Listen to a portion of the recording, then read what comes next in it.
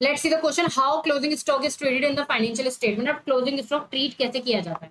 देखो कोई normal question दिया हुआ है तुम्हें, कोई ट्रायल बैलेंस नहीं है, नॉर्मल क्वेश्चन है और वहां पर आपको क्लोजिंग स्टॉक गिवन है, ठीक है, नॉर्मल सिचुएशन में कह रही हूँ मैं, यानी नॉर्मल, वहां पर आपको क्लोजिंग स्टॉक गिवन है, तो आप इसको ट्रेडिंग में डालोगे, ट्रेडिंग के क्रेडिट साइड पे जैसे हम डालते आए हैं, ये हमें पता है, और आप इसको बैलेंस शीट में दिखाओगे क्योंकि ये हमारे लिए एसेट होती है, ठीक है, बैलेंस शीट में एसेट साइड पर आप इसको दिखाओगे।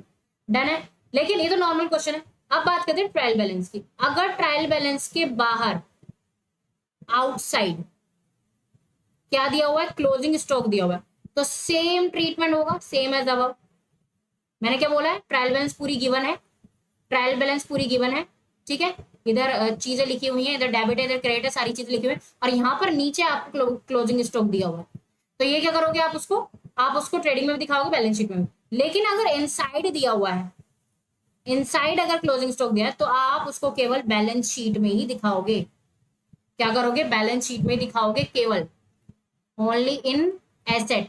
क्यों, क्योंकि अगर अंदर दिया हुआ है ना, तो ये एडजस्टेड हो चुका है परचेज में, ठीक है, ये एडजस्टेड है। अगर अंदर दिया हुआ है, यहाँ पर दिया हुआ है ना, यहाँ पर दिया हुआ है, तो आप केवल इसको एसेट में ही दिखाओगे। समझ रहे हो, तो ये इसका अकाउंटिंग ट्रीटमेंट है। एक और पॉइंट है, कभी कभी क्या होता है कि बाहर ही दिया हुआ है, कहीं भी दिया हुआ है, बाहर दिया हुआ है, तो इसकी एक तो आपको बुक वैल्यू दी रहेगी क्लोजिंग स्टॉक की, और एक आपको मार्केट वैल्यू दी रहेगी, ठीक है, एक बुक वैल्यू, मार्केट वैल्यू। अब दोनों में से कौन सा आप यूज करोगे बुक्स में, आप कौन सा ट्रेडिंग और पीएनएल उसमें बैलेंस शीट में डालोगे, तो जो दोनों में से कम हो ना वो डालते हैं हम लोग।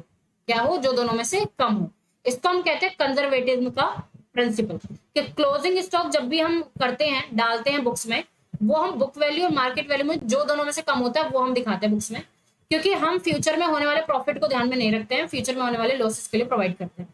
तो देखो बुक वैल्यू में से जो कम होगा वो हम डाल देंगे बुक्स में। तो ये, अगर आपसे कहा जाता है कि फाइनेंशियल स्टेटमेंट में क्लोजिंग स्टॉक को कैसे ट्रीट किया जाता है, तो आप ये तीनों पॉइंट्स अच्छे से लिख सकते हो। नॉर्मल केस है, ये ट्रायल बैलेंस का केस है, और उसको दिखाया किस वैल्यू पे जाएगा, तो ये आप अच्छे से लिख दोगे तो आपको 3 to 4 मार्क्स आराम से मिल जाएंगे, और अच्छे से आप इसको अपने वर्ड्स में लिख सकते हो। And I hope this is the proper explanation to this question.